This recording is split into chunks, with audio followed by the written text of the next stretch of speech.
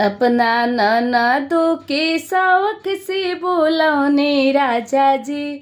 अपना ननदों के शौक से बोलौने राजा जी। सोचने बबुआ के लापर रोकावाई भी राजा जी। सोचने बबुआ के लापर ओढ़ावाई भी राजा जी। राउर बहिना लापरी ना ओढ़स कैली ठकठेन राजा जी।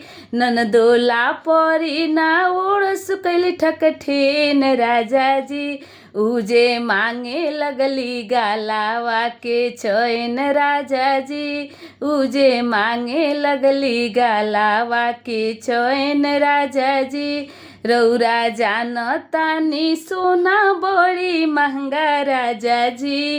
रौरा जानतानी सोना बड़ी महंगा राजा जी।